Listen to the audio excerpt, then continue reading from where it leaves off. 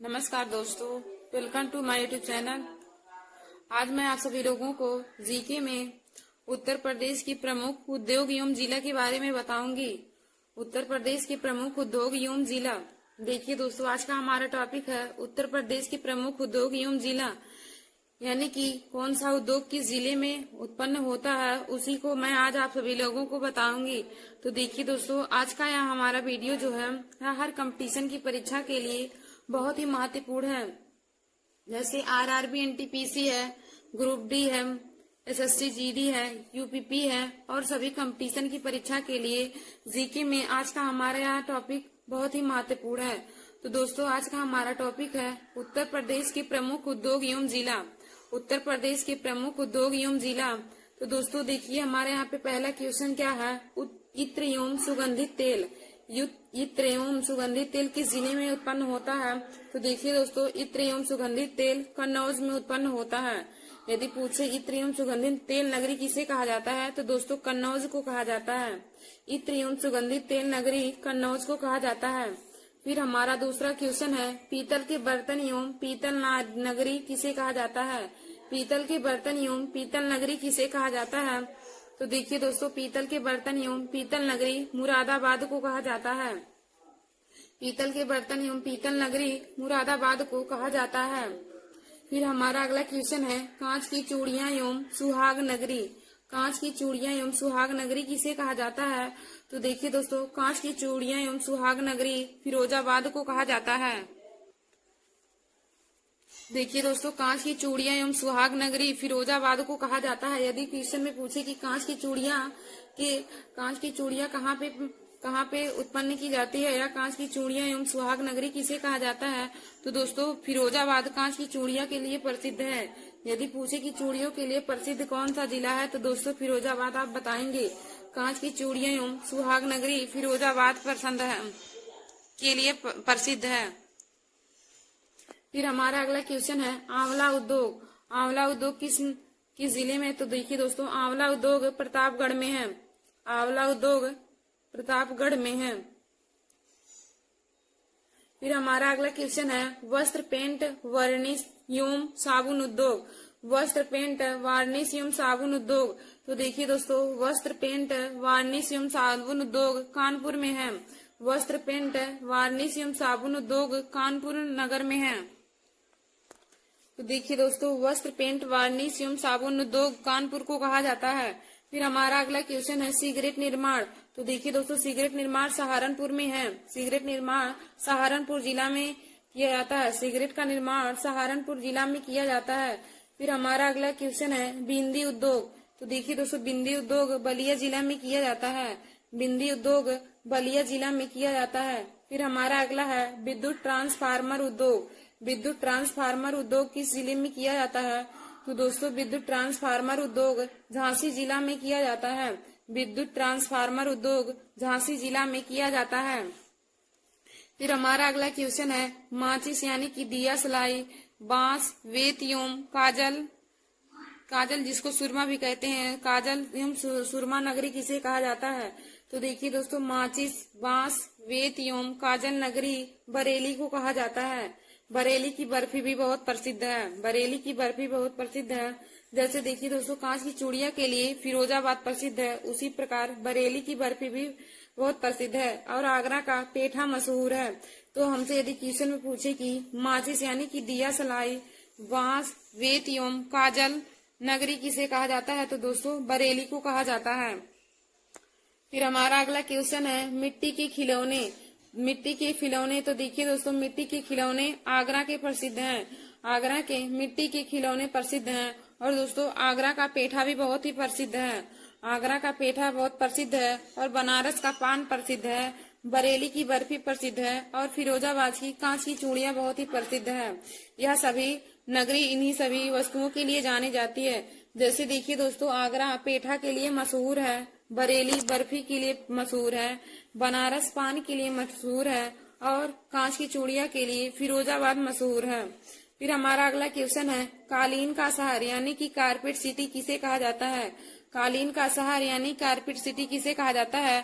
तो दोस्तों भदोही को कारपेट सिटी कहते हैं। भदोही को कारपेट सिटी कहते हैं। फिर हमारा अगला है चमड़ा उद्योग। चमड़ा उद्योग किसे कहा जाता है? तो देखिए दोस्तों, चमड़ा उद्योग कानपुर यानी आगरा को कहा जाता है। चमड़ा उद्योग कानपुर को कहा जाता है। फिर हमारा अगला है कृषि एवं पशुधन। कृषि एवं पशुधन किस जिले में है? कृषि एवं पशुधन किस जिले के लिए प्रसिद्ध है? तो देखिए दोस्तों, कृषि एवं पशुधन लखीमपुर खीरी। लखीमपुर खीरी जिला कृषि एवं पशुधन के लिए प्रसिद्ध है। लखीमपुर खीरी जिला कृषि एवं पशुधन के लिए प्रसिद्ध है। फिर हमारा अगला है मेरठ जिला। दोस्तों, खेल के सामान के लिए प्रसिद्ध है। मेरठ जिला खेल के सामान के लिए प्रसिद्ध है। और यदि पूछे कि मिट्टी के खिलौने, तो दोस्तों मिट्टी के खिलौने आगरा के प्रसिद्ध हैं और खेल का सामान मेरठ का प्रसिद्ध है। फिर हमारा अगला क्वेश्चन है बांसुरी उद्योग। तो देखिए दोस्तों, बांसुरी उद्योग पीलीभीत जिला का प्रसिद्ध है। पीलीभीत जिला बांसुरी उद्योग के लिए प्रसिद्ध है। यदि पूछे कि पीलीभीत जिला किस लिए प्रसिद्ध है, तो दोस्तों पीलीभीत जिला बांसुरी उद्योग के लिए बहुत ही प्रसिद्ध है। पीलीभीत जिला बांसुरी उद्योग के लिए प्रसिद्ध है। फिर देखिए दोस्तों, हमारा अगला है पीलीभीत जिला। तो पीलीभीत जिला बांसुरी उद्योग के लिए प्रसिद्ध है। पीलीभीत जिला बांसुरी उद्योग के लिए प्रसिद्ध है। फिर हमारा अगला क्वेश्चन है सीमेंट उद्योग। तो सीमेंट उद्योग दोस्तों मिर्जापुर जिला सीमेंट उद्योग के लिए प्रसिद्ध है। हमारा अगला क्वेश्चन है मिर्जापुर जिला। तो देखिए दोस्तों, मिर्जापुर जिला सीमेंट उद्योग के लिए प्रसिद्ध है।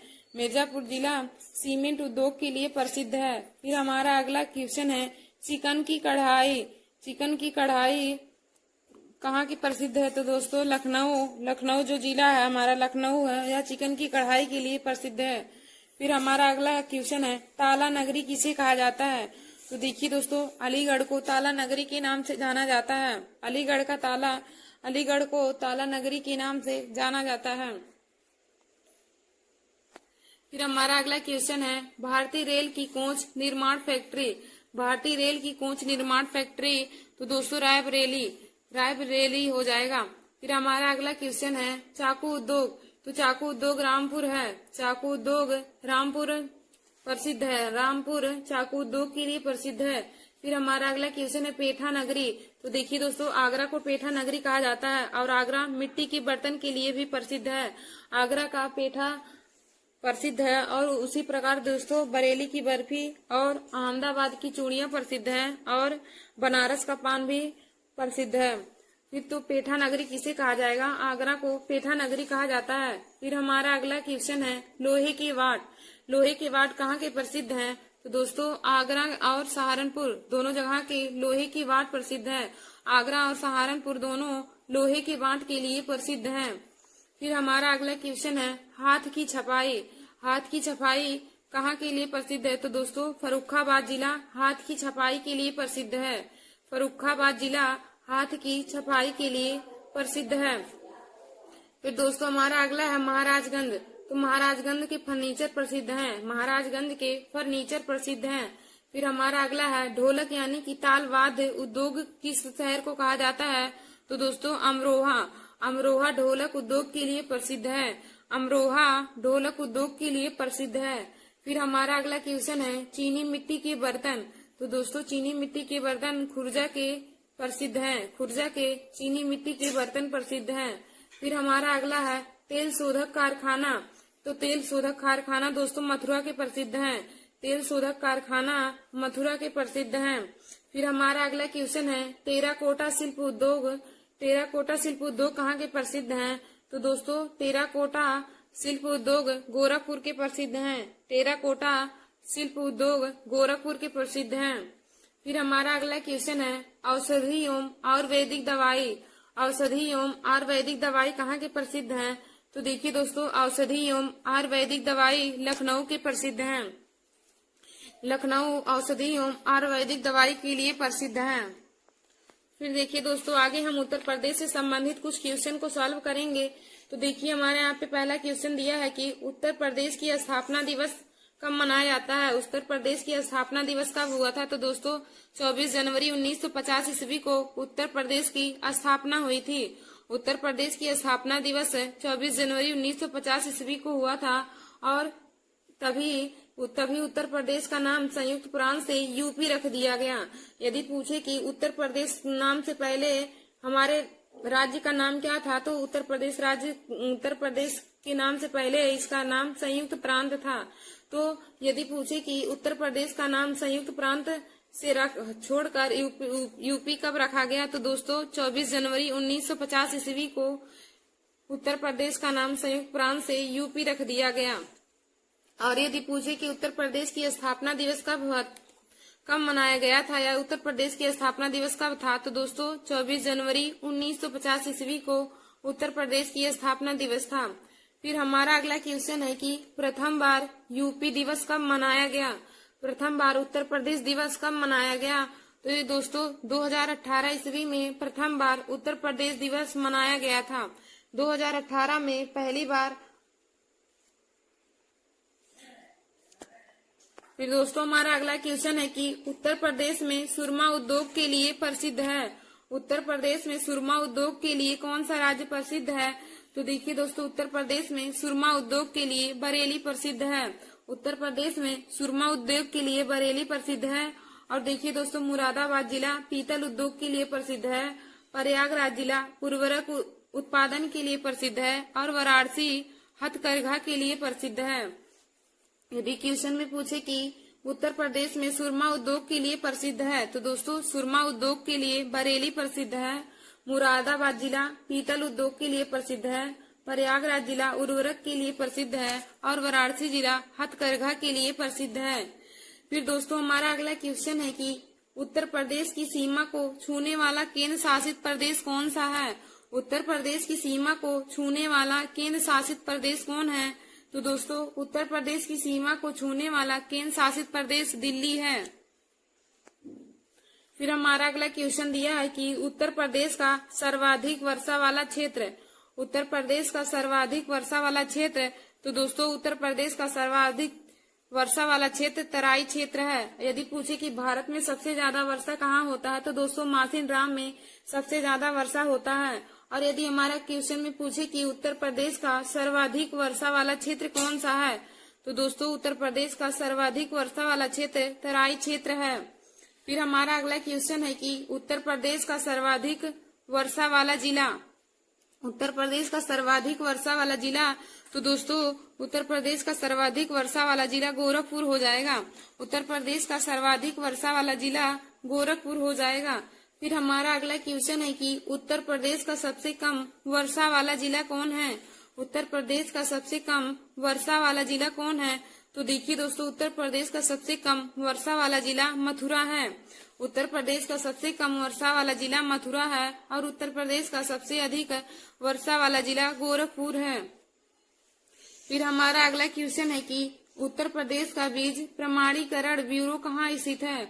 उत्तर प्रदेश का बीज प्रमाणीकरण ब्यूरो कहाँ स्थित है, तो दोस्तों आलमबाग। आलमबाग में उत्तर प्रदेश का बीज प्रमाणीकरण ब्यूरो स्थित है। उत्तर प्रदेश का बीज प्रमाणीकरण ब्यूरो कहाँ स्थित है, तो आलमबाग में उत्तर प्रदेश का बीज प्रमाणीकरण ब्यूरो स्थित है। फिर हमारा अगला क्वेश्चन है कि किस दलहन फसल का क्षेत्रफल उत्तर प्रदेश में सर्वाधिक है। किस दलहन फसल का क्षेत्रफल उत्तर प्रदेश में सर्वाधिक है, तो देखिए दोस्तों मूंग का क्षेत्रफल सबसे अधिक है उत्तर प्रदेश में मूंग का। फिर हमारा अगला क्वेश्चन है कि किस देश की सीमा उत्तर प्रदेश से मिलती है। किस देश की सीमा उत्तर प्रदेश से मिलती है, तो दोस्तों नेपाल की सीमा उत्तर प्रदेश से मिलती है। नेपाल देश की सीमा उत्तर प्रदेश से मिलती है। हमारा क्वेश्चन क्या कहा है कि किस देश की सीमा उत्तर प्रदेश से मिलती है, तो दोस्तों नेपाल की सीमा उत्तर प्रदेश से मिलती है। फिर हमारा अगला क्वेश्चन है कि उत्तर प्रदेश के कुल 7 जिले नेपाल के साथ सीमा कर साझा करते हैं, वह कौन कौन से हैं। उत्तर प्रदेश के कुल 7 जिले नेपाल के साथ जो साझा करते हैं उनके नाम बताइए। तो देखिए दोस्तों हमारे कौन कौन से जिले हैं जो नेपाल की सीमा को स्पर्श करते हैं।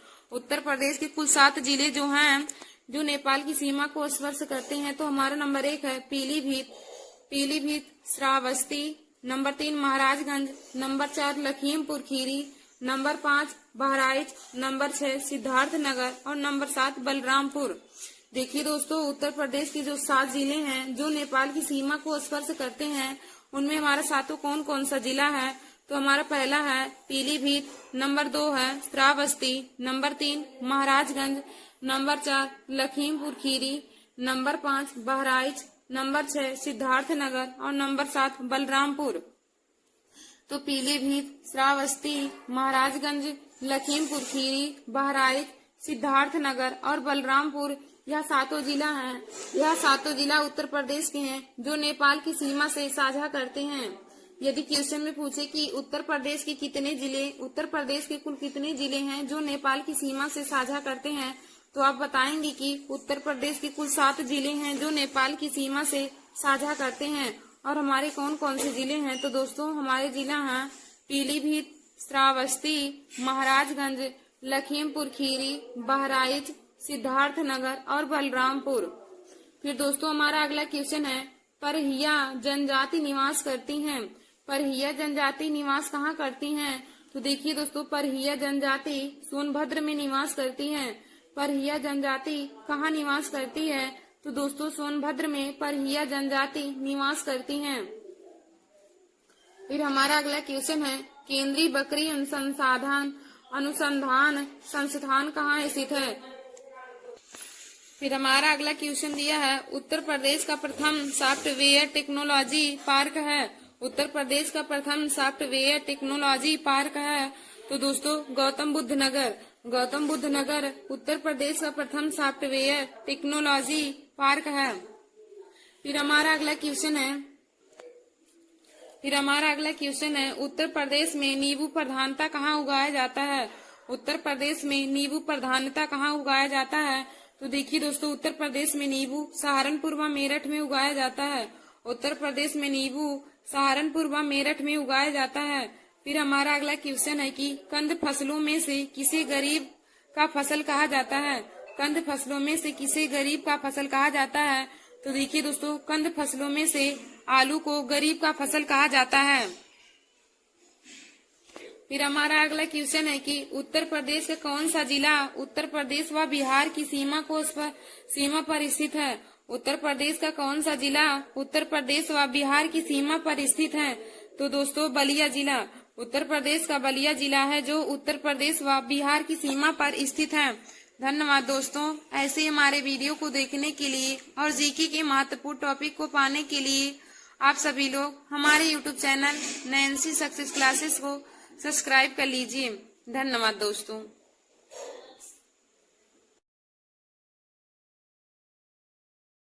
नमस्कार दोस्तों, welcome to my YouTube channel.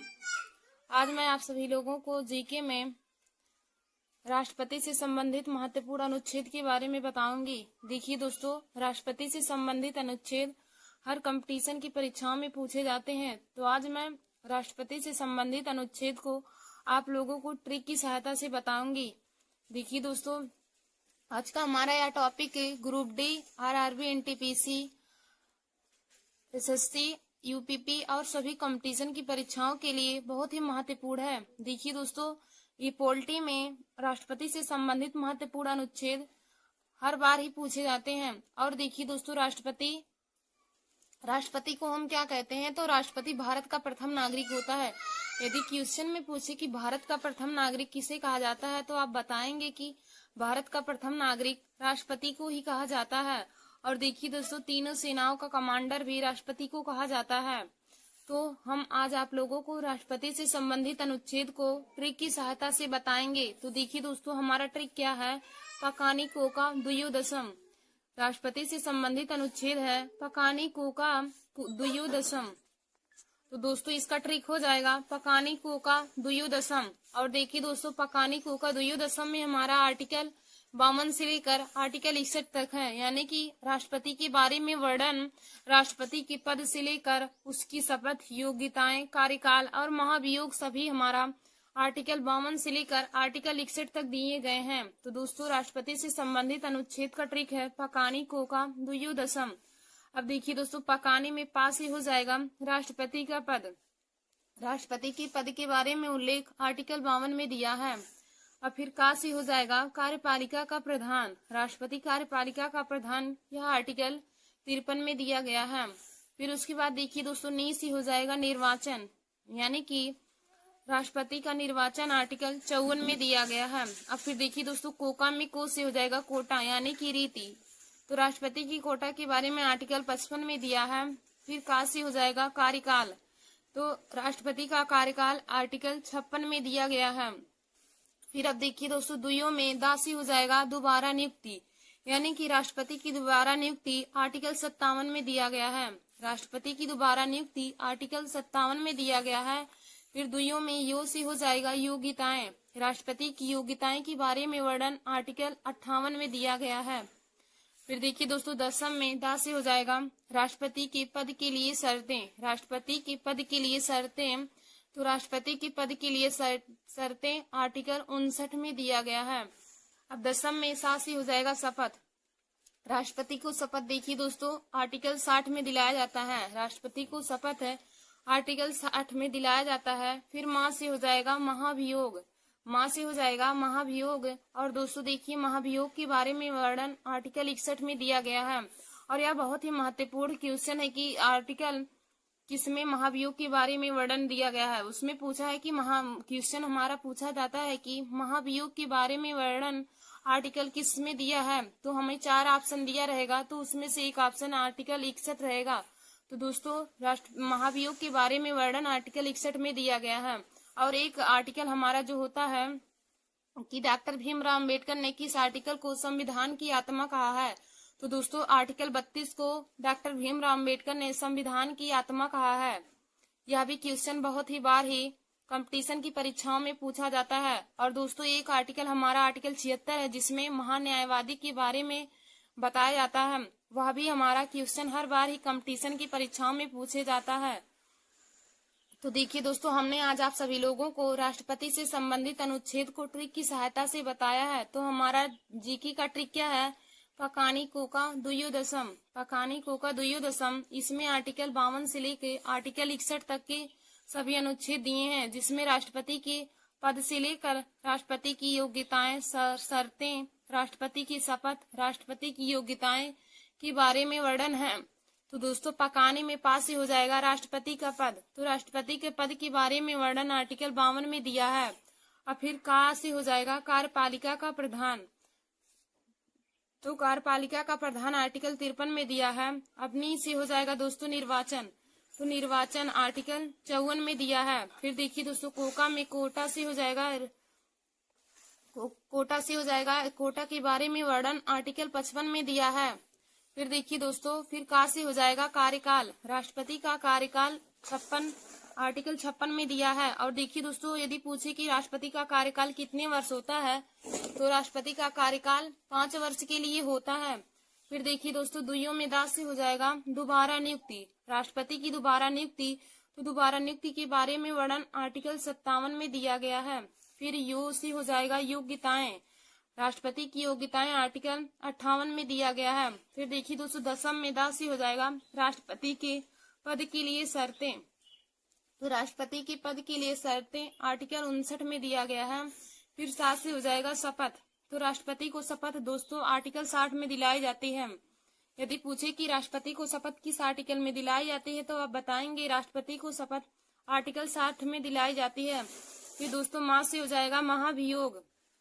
राष्ट्रपति को महाभियोग आर्टिकल 61 में है। तो दोस्तों, हमने आप लोग को बताया कि एक आर्टिकल हमारा 61 जिसमें महाभियोग के बारे में वर्णन है, और एक आर्टिकल 76 जिसमें महान्यायवादी के बारे में वर्णन है। तो यह दोनों आर्टिकल ही कंपटीशन की परीक्षा के लिए बहुत ही महत्वपूर्ण है। धन्यवाद दोस्तों। ऐसे हमारे वीडियो को देखने के लिए और जीके के महत्वपूर्ण ट्रिक को पाने के लिए आप सभी लोग हमारे YouTube channel Nancy success classes को सब्सक्राइब कर लीजिए और अपने दोस्तों में शेयर करना ना भूलें। धन्यवाद दोस्तों। नमस्कार दोस्तों, welcome to my YouTube channel. आज मैं आप सभी लोगों को जीके में एक महत्वपूर्ण टॉपिक बताऊंगी। तो देखिए दोस्तों, आज का हमारा टॉपिक है कि हुमायूं द्वारा लड़े गए प्रमुख युद्ध। हुमायूं ने कौन कौन से युद्ध लड़े थे, तो उसको मैं आप लोगों को ट्रिक की सहायता से बताऊंगी। देखिए दोस्तों, जो है हमारा जीके का टॉपिक है, यह हर कंपटीशन की परीक्षा के लिए बहुत ही महत्वपूर्ण है। जैसे एसएससी जीडी हुआ, CGL, RRB, NTPC, group D हुआ, और सभी कंपटीशन की एग्जाम की परीक्षा में पूछा जाता है। तो दोस्तों, आप लोग हमारे इस वीडियो को जरूर देख लीजिए और अपने दोस्तों में भी शेयर कर लीजिए। तो चलिए हम स्टार्ट करते हैं आज का हमारा टॉपिक। तो देखिए दोस्तों, हमारा आज का टॉपिक है कि हुमायूं द्वारा लड़े गए प्रमुख युद्ध। हमारा टॉपिक है हुमायूं द्वारा लड़े गए प्रमुख युद्ध। तो हुमायूं ने कौन कौन से युद्ध लड़े थे उसको हम ट्रिक की सहायता से जानेंगे। तो देखिए दोस्तों, हुमायूं द्वारा लड़े गए प्रमुख युद्ध का ट्रिक क्या है? देवरा चोर बाय सरजी। हमारा ट्रिक है देवरा चोर बाय सरजी। अब देखिए दोस्तों, इस ट्रिक में देवरा से हो जाएगा देवराई का युद्ध। देवरा चोर बाय सरजी इस ट्रिक में देवरा से हो जाएगा देवराई का युद्ध। तो देवराई का युद्ध 1531 ईस्वी में हुआ था। देवरा से हो जाएगा देवराई का युद्ध। तो यह देवराई का युद्ध दोस्तों 1531 ईस्वी में हुआ था। फिर हमारा अगला है चोर से हो जाएगा चौसा का युद्ध। चोर से हो जाएगा चौसा का युद्ध, और चौसा का युद्ध भी हुमायूं द्वारा लड़ा गया था। तो चौसा का युद्ध देखिए दोस्तों 1539 ईस्वी में हुआ था। चौसा का युद्ध 1539 ईस्वी में हुआ था। फिर देखिए दोस्तों, बा से हो जाएगा बिलग्राम का युद्ध। बा से हो जाएगा बिलग्राम का युद्ध। तो बिलग्राम का युद्ध 1540 ईस्वी में हुआ था। बा से हो जाएगा बिलग्राम का युद्ध। तो दोस्तों, बिलग्राम का युद्ध 1540 ईस्वी में हुआ था। फिर हमारा अगला है सर। देवरा चोर बाय सरजी। तो सर से हो जाएगा सरहिंद का युद्ध। दोस्तों, सर से हो जाएगा सरहिंद का युद्ध। तो देखिए, सरहिंद का युद्ध 1555 ईस्वी में हुआ था। सरहिंद का युद्ध 1555 ईस्वी में हुआ था। तो हुमायूं द्वारा लड़े गए प्रमुख युद्ध। तो हुमायूं द्वारा लड़े गए प्रमुख युद्ध का ट्रिक क्या है? देवरा चोर बाय सरजी। हुमायूं द्वारा लड़े गए प्रमुख युद्ध का ट्रिक है देवरा चोर बाय सरजी। अब देखिए दोस्तों, देवरा चोर बाय सरजी में देवरा से हो जाएगा देवराई का युद्ध। तो देवराई का युद्ध 1531 ईस्वी में हुआ था। फिर चोर से हो जाएगा चौसा का युद्ध। चोर से हो जाएगा चौसा का युद्ध। तो देखिए दोस्तों, चौसा का युद्ध 1539 ईस्वी में हुआ था। फिर हमारा अगला है बा से हो जाएगा बिलग्राम का युद्ध। बा से हो जाएगा बिलग्राम का युद्ध। तो बिलग्राम का युद्ध 1540 ईस्वी में हुआ था। बा से हो जाएगा बिलग्राम का युद्ध, और बिलग्राम का युद्ध 1540 ईस्वी में हुआ था। फिर दोस्तों, हमारा अगला है सर। तो सर से हो जाएगा सरहिंद का युद्ध। सर से हो जाएगा सरहिंद का युद्ध। तो सरहिंद का युद्ध 1555 ईस्वी में हुआ था। नमस्कार दोस्तों, welcome to my YouTube channel. आज मैंने आप सभी लोगों के लिए पॉलिटी में महत्वपूर्ण क्वेश्चन लाया है, जो देखिए दोस्तों हर कंपटीशन की परीक्षाओं के लिए बहुत ही महत्वपूर्ण है। जैसे एसएससी जीडी हुआ, सीजीएल है, यूपीपी, आरआरबी, एनटीपीसी और सभी कंपटीशन की परीक्षाओं के लिए पॉलिटी से संबंधित क्वेश्चन हर बार ही पूछे जाते हैं। तो दोस्तों, आप सभी लोग हमारे इस वीडियो को जरूर देख लीजिए और अपने दोस्तों में भी शेयर कर लीजिए। तो देखिए दोस्तों, हमारा पहला क्वेश्चन है कि भारतीय संविधान की उद्देशिका में किस संशोधन द्वारा समाजवाद, पंथ निरपेक्षता तथा अखंडता को जोड़ा गया था? भारतीय संविधान की उद्देशिका में किस संविधान संशोधन द्वारा समाजवाद, पंथ निरपेक्षता तथा अखंडता को जोड़ा गया था?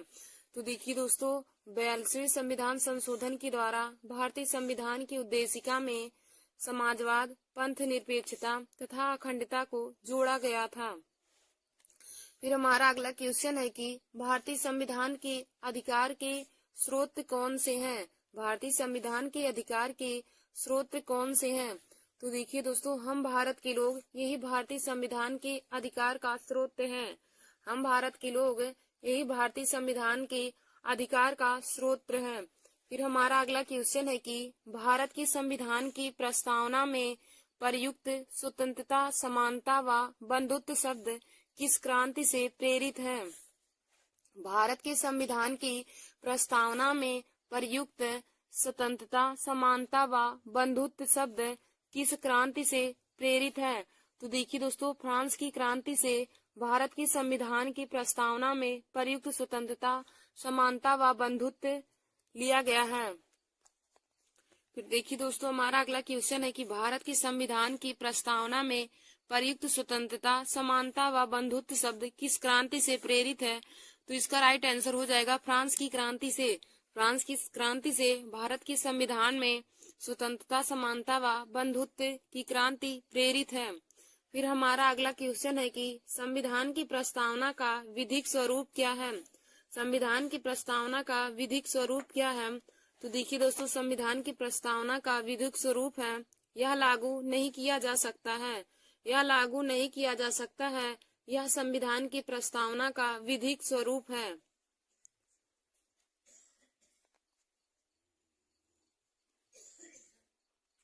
फिर देखिए दोस्तों, हमारा अगला क्वेश्चन है कि भारत के संविधान की प्रस्तावना के शुरुआती शब्द के संविधान से लिए गए हैं। भारत के संविधान की प्रस्तावना के शुरुआती शब्द किस देश के संविधान से लिए गए हैं। तो देखिए दोस्तों, भारत के संविधान के शुरुआती शब्द कौन से हैं। तो शुरुआती शब्द हैं हम भारत के लोग, और हम भारत के लोग यह शब्द संयुक्त राज्य अमेरिका देश के संविधान से लिया गया है। हम भारत के लोग शब्दों का प्रयोग संयुक्त राज्य अमेरिका के देश से लिया गया है। फिर दोस्तों, हमारा अगला क्वेश्चन है कि संविधान की प्रस्तावना में अंतिम बार संशोधन कब किया गया। संविधान की प्रस्तावना में अंतिम बार संशोधन कब हुआ था। तो देखिए दोस्तों, संविधान की प्रस्तावना में अंतिम बार संशोधन 1976 ईस्वी में हुआ था। संविधान की प्रस्तावना में अंतिम बार संशोधन 1976 ईस्वी में हुआ था। और यदि पूछे कि प्रथम संविधान संशोधन कब हुआ था, तो दोस्तों प्रथम संविधान संशोधन 1951 ईस्वी में हुआ था। फिर हमारा अगला क्वेश्चन है कि भारत के संविधान की प्रस्तावना में कितने प्रकार के न्याय, स्वतंत्रता, समानता व अखंडता है। भारत के संविधान की प्रस्तावना में कितने प्रकार के न्याय, स्वतंत्रता, समानता व अखंडता है। तो देखिए दोस्तों, भारत के संविधान में 3 प्रकार के न्याय, 5 प्रकार की स्वतंत्रता, 2 प्रकार की समानता और 1 प्रकार की अखंडता है। भारत के संविधान में 3 प्रकार के न्याय हैं, 5 प्रकार की स्वतंत्रता है, 2 प्रकार की समानता है और 1 प्रकार की अखंडता है। फिर दोस्तों, हमारा अगला क्वेश्चन है कि संविधान की प्रस्तावना में भारत को क्या कहा गया है। संविधान की प्रस्तावना में भारत को क्या कहा गया है। तो देखिए दोस्तों, संविधान की प्रस्तावना में भारत को सर्वसत्ताधारी, समाजवादी, धर्मनिरपेक्ष, लोकतांत्रिक गणराज्य कहा गया है। भारत की संविधान की प्रस्तावना में भारत को सर्वसत्ताधारी, समाजवादी, धर्मनिरपेक्ष, लोकतांत्रिक और गणराज्य कहा गया है। देखिए दोस्तों, संविधान की प्रस्तावना में भारत को सर्वसत्ताधारी, समाजवादी, धर्मनिरपेक्ष, लोकतांत्रिक तथा गणराज्य कहा गया है। फिर हमारा अगला क्वेश्चन है कि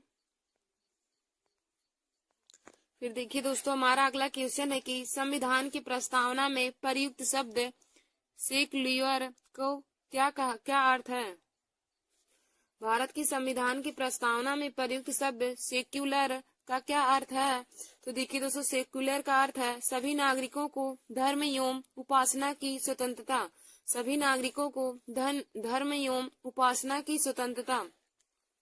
फिर हमारा अगला क्वेश्चन है कि संविधान सभा में राज्य के नीति निदेशक सिद्धांत की धारणा कहाँ के संविधान से ली गई है, या फिर किस देश के संविधान से लिया गया है। संविधान सभा में राज्य की नीति निदेशक सिद्धांत की धारणा किस देश के संविधान से लिया गया है। तो देखिए दोस्तों, आयरलैंड देश के संविधान से संविधान सभा में राज्य के नीति निदेशक सिद्धांत लिए गए हैं। संविधान सभा में राज्य की नीति निदेशक सिद्धांत आयरलैंड के संविधान से लिया गया है। और देखिए दोस्तों, राज्य की नीति निदेशक सिद्धांत यह हमारा भाग 4 में है। भाग 4 में राज्य की नीति निदेशक सिद्धांत का वर्णन किया गया है। और राज्य की नीति निदेशक सिद्धांत आर्टिकल 36 से लेकर 51 तक है। राज्य की नीति निदेशक सिद्धांत आर्टिकल 36 से लेकर 51 तक है। और राज्य की नीति निदेशक सिद्धांत आयरलैंड के संविधान से लिए गए हैं। आयरलैंड देश के संविधान से लिए गए हैं। और दोस्तों, राज्य के नीति निदेशक सिद्धांत के बारे में वर्णन भाग 4 में है। फिर हमारा अगला क्वेश्चन है कि डॉक्टर भीमराव अम्बेडकर ने संविधान का हृदय और आत्मा किसे कहा है। डॉक्टर भीमराव अम्बेडकर ने संविधान का हृदय और आत्मा किसे कहा है। तो देखिए दोस्तों, डॉक्टर भीमराव अम्बेडकर ने संवैधानिक उपचारों के अधिकार को संविधान का हृदय और आत्मा कहा है। संवैधानिक उपचारों के अधिकार को डॉक्टर भीमराव अम्बेडकर ने संविधान का हृदय और आत्मा कहा है।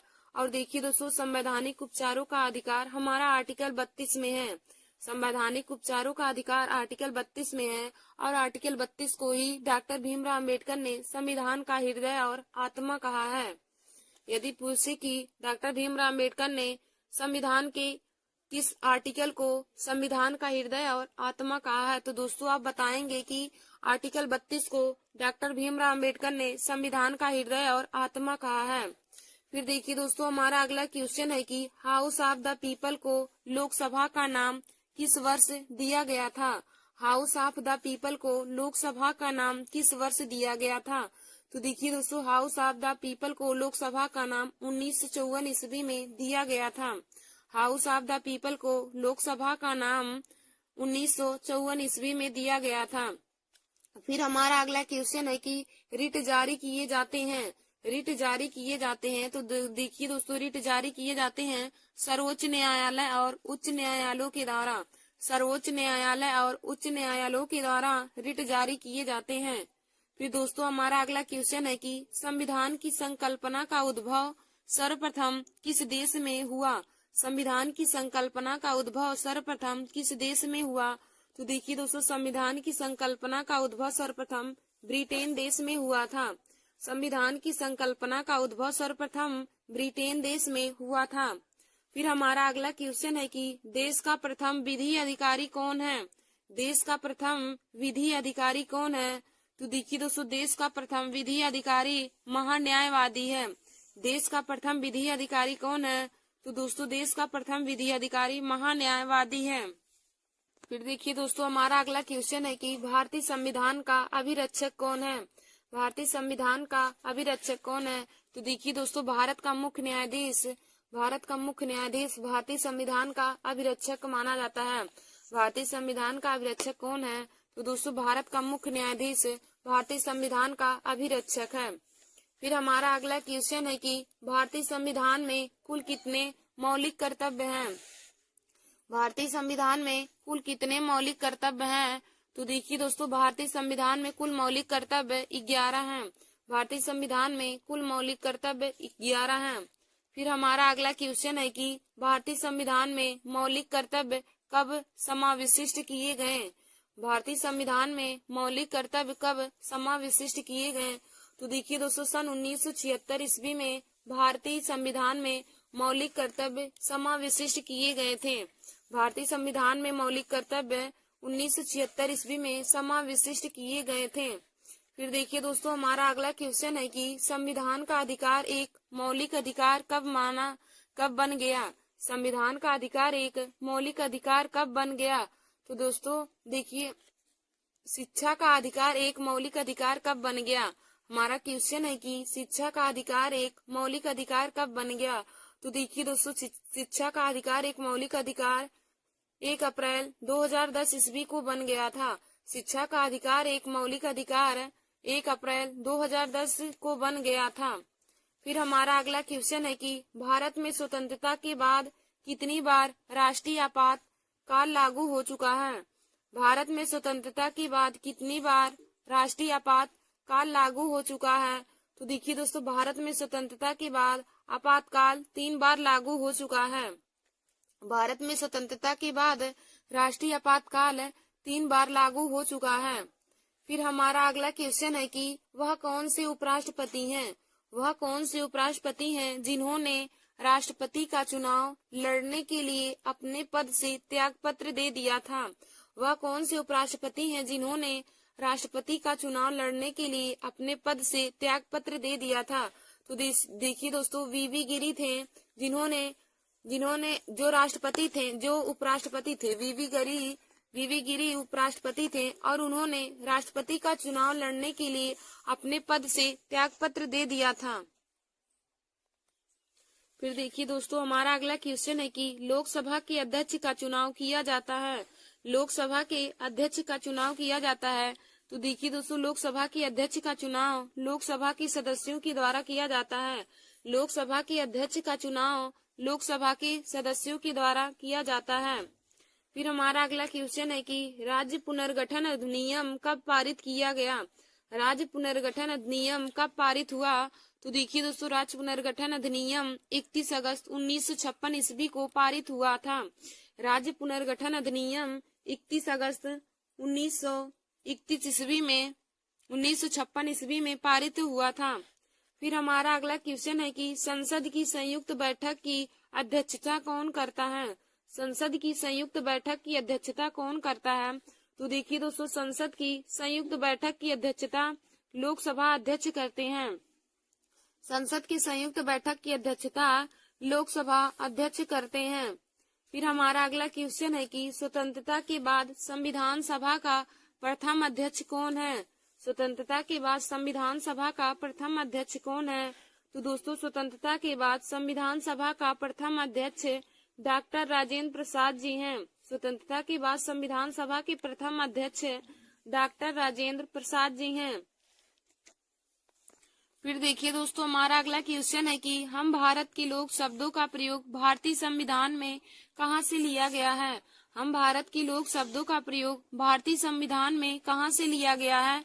तो देखिए दोस्तों, संविधान की प्रस्तावना से हम भारत के लोग शब्दों का प्रयोग भारतीय संविधान में किया गया है।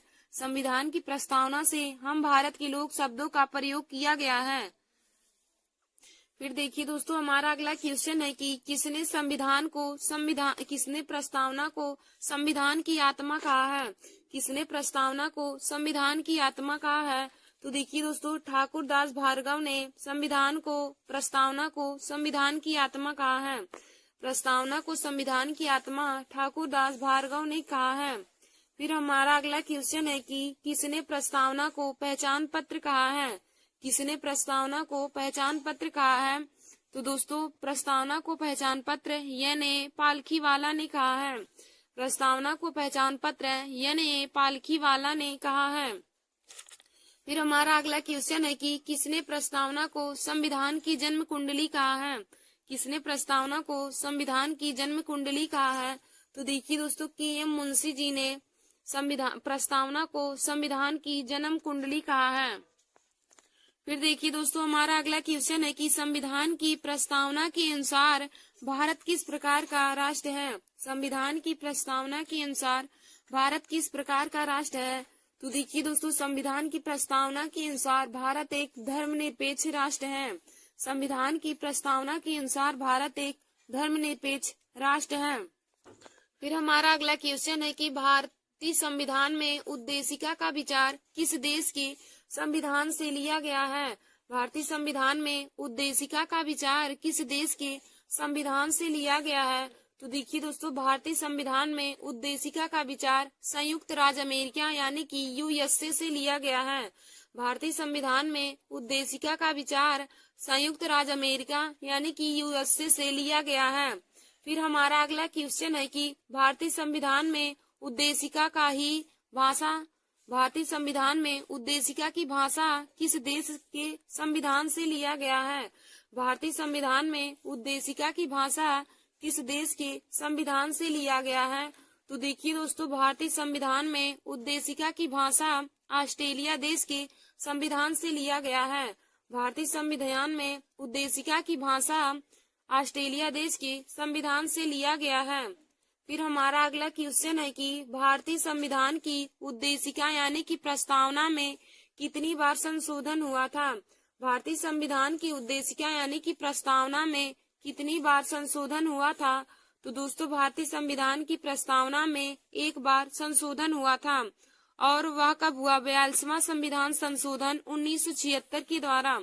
42वां संविधान संशोधन 1976 के द्वारा संविधान की उद्देशिका में संशोधन हुआ था। धन्यवाद दोस्तों। ऐसे हमारे वीडियो को देखने के लिए और जीके और पॉलिटी के और सभी इम्पोर्टेंट क्वेश्चन को पाने के लिए आप सभी लोग हमारे YouTube channel Nancy success classes को सब्सक्राइब कर लीजिए और अपने दोस्तों में शेयर करना ना भूलिए। देखिए दोस्तों, आज का जो हमारा यह वीडियो पॉलिटी का है, यह हर कंपटीशन की परीक्षा के लिए बहुत ही महत्वपूर्ण है। जैसे एसएससी जीडी का पेपर हो रहा, उसमें भी पॉलिटी से संबंधित हर क्वेश्चन पूछे जाते हैं। और दोस्तों, जीडी हुआ, सीजीएल हुआ, यूपीपी है, आरआरबी, एनटीपीसी है, ग्रुप डी, सभी कंपटीशन की परीक्षाओं के लिए बहुत ही महत्वपूर्ण है। तो आप लोग हमारे इस वीडियो को जरूर देख लीजिएगा। धन्यवाद दोस्तों। नमस्कार दोस्तों, welcome to my YouTube channel. आज मैं आप सभी लोगों को जीके में राष्ट्रपति से संबंधित महत्वपूर्ण अनुच्छेद के बारे में बताऊंगी। देखिए दोस्तों, राष्ट्रपति से संबंधित अनुच्छेद हर कंपटीशन की परीक्षाओं में पूछे जाते हैं। तो आज मैं राष्ट्रपति से संबंधित अनुच्छेद को आप लोगों को ट्रिक की सहायता से बताऊंगी। देखिए दोस्तों, आज का हमारा यह टॉपिक है group D, RRB, NTPC, SSC, UPP और सभी कंपटीशन की परीक्षाओं के लिए बहुत ही महत्वपूर्ण है। देखिए दोस्तों, ये पॉलिटी में राष्ट्रपति से संबंधित महत्वपूर्ण अनुच्छेद हर बार ही पूछे जाते हैं। और देखिए दोस्तों, राष्ट्रपति को हम क्या कहते हैं? तो राष्ट्रपति भारत का प्रथम नागरिक होता है। यदि क्वेश्चन में पूछे कि भारत का प्रथम नागरिक किसे कहा जाता है, तो आप बताएंगे कि भारत का प्रथम नागरिक राष्ट्रपति को ही कहा जाता है। और देखिए दोस्तों, तीनों सेनाओं का कमांडर भी राष्ट्रपति को कहा जाता है। तो हम आज आप लोगों को राष्ट्रपति से संबंधित अनुच्छेद को ट्रिक की सहायता से बताएंगे। तो देखिए दोस्तों, हमारा ट्रिक क्या है? पकानी कोका द्वयोदशम। राष्ट्रपति से संबंधित अनुच्छेद है पकानी कोका द्वयोदशम। तो दोस्तों, इसका ट्रिक हो जाएगा पकानी कोका द्वयोदशम। और देखिए दोस्तों, पकानी कोका द्वयोदशम में हमारा आर्टिकल 52 से लेकर आर्टिकल 61 तक है, यानी कि राष्ट्रपति के बारे में वर्णन राष्ट्रपति के पद से लेकर उसकी शपथ, योग्यताएं, कार्यकाल और महाभियोग सभी हमारा आर्टिकल 52 से लेकर आर्टिकल 61 तक दिए गए हैं। तो दोस्तों, राष्ट्रपति से संबंधित अनुच्छेद का ट्रिक है पकानी कोका द्वयोदशम।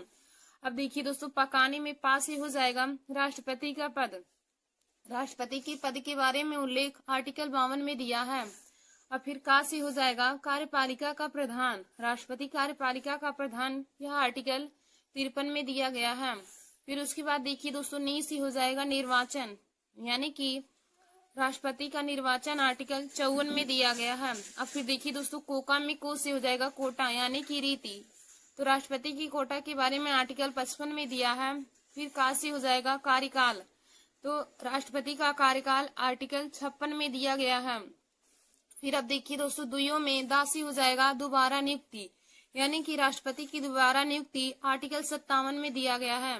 राष्ट्रपति की दोबारा नियुक्ति आर्टिकल 57 में दिया गया है। फिर दुइयों में यो से हो जाएगा योग्यताएं। राष्ट्रपति की योग्यताएं के बारे में वर्णन आर्टिकल 58 में दिया गया है।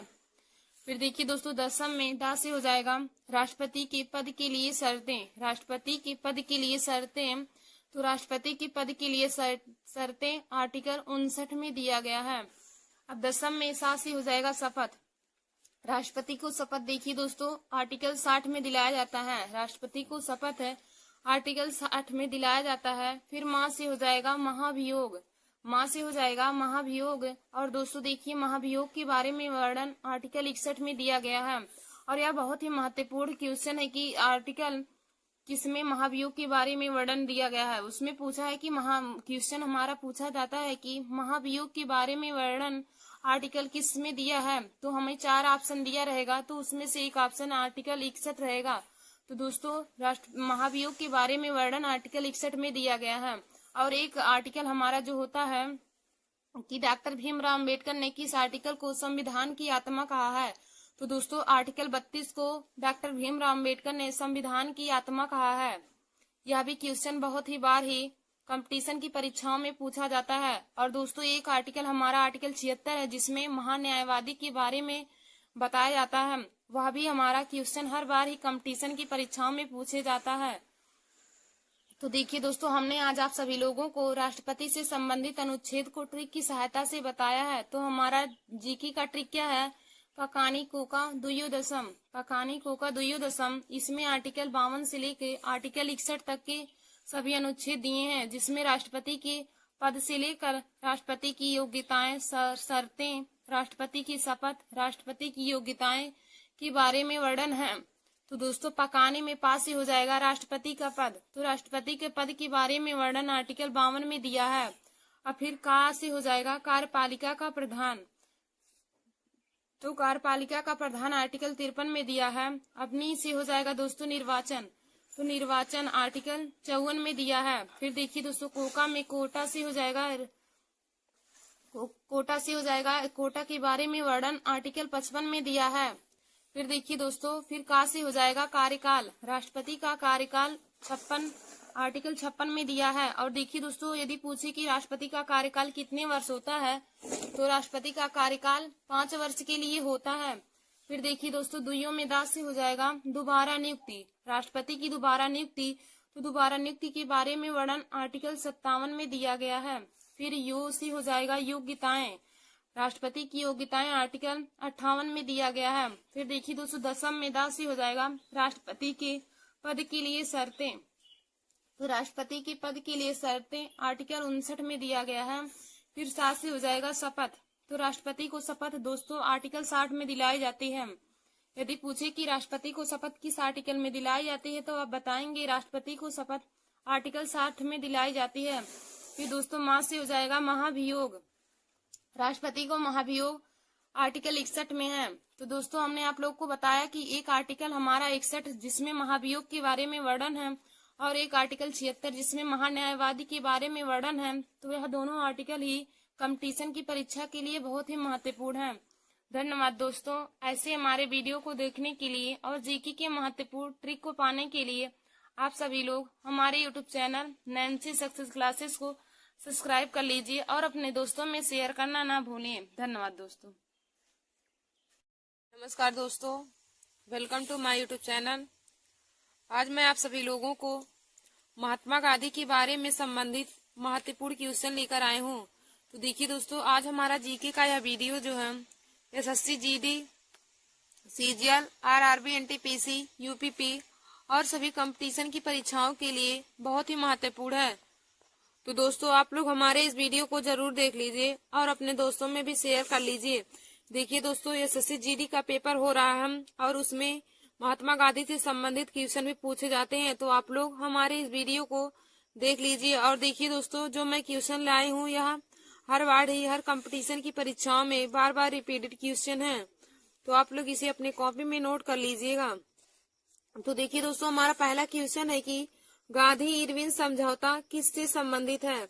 गांधी इरविन समझौता किससे संबंधित है। तो देखिए दोस्तों, गांधी इरविन समझौता सविनय अवज्ञा आंदोलन से संबंधित है। गांधी इरविन समझौता किस आंदोलन से संबंधित है। तो दोस्तों, गांधी इरविन समझौता सविनय अवज्ञा आंदोलन से संबंधित है। और दोस्तों, यदि पूछे कि क्वेश्चन में कि गांधी इरविन समझौता कब हुआ था, तो आप लोग बताएंगे गांधी इरविन समझौता 1931 ईस्वी में हुआ था।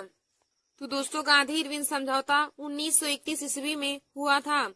और यदि पूछे कि गांधी इरविन समझौता किस आंदोलन से संबंधित है, तो आप लोग बताएंगे गांधी इरविन समझौता सविनय अवज्ञा आंदोलन से संबंधित है। और देखिए दोस्तों, सविनय अवज्ञा आंदोलन हमारा कब हुआ था। तो सविनय अवज्ञा आंदोलन 1930 ईस्वी में हुआ था। सविनय अवज्ञा आंदोलन 1930 ईस्वी में हुआ था। देखिए दोस्तों, यदि पूछे कि महात्मा गांधी जी द्वारा दिए गए कितने आंदोलन है, तो महात्मा गांधी ने 3 आंदोलन दिए थे। नंबर 1 भारत छोड़ो आंदोलन, नंबर 2 असहयोग आंदोलन और नंबर 3 सविनय अवज्ञा आंदोलन। तो देखिए दोस्तों, महात्मा गांधी ने 3 आंदोलन दिया था, सविनय अवज्ञा आंदोलन, भारत छोड़ो आंदोलन और असहयोग आंदोलन। तो देखिए दोस्तों, सविनय अवज्ञा आंदोलन को महात्मा गांधी ने 1930 ईस्वी में दिया था। भारत छोड़ो आंदोलन 9 अगस्त 1942 ईस्वी को दिया था और असहयोग आंदोलन 1920 ईस्वी में महात्मा गांधी ने दिया था। तो महात्मा गांधी जी द्वारा दिए गए 3 आंदोलन थे, सविनय अवज्ञा आंदोलन, भारत छोड़ो आंदोलन और असहयोग आंदोलन। फिर देखिए दोस्तों, हमारा अगला क्वेश्चन क्या है कि गांधी जी किस ग्रंथ को अपनी माता कहते थे। गांधी जी किस ग्रंथ को अपनी माता कहते थे।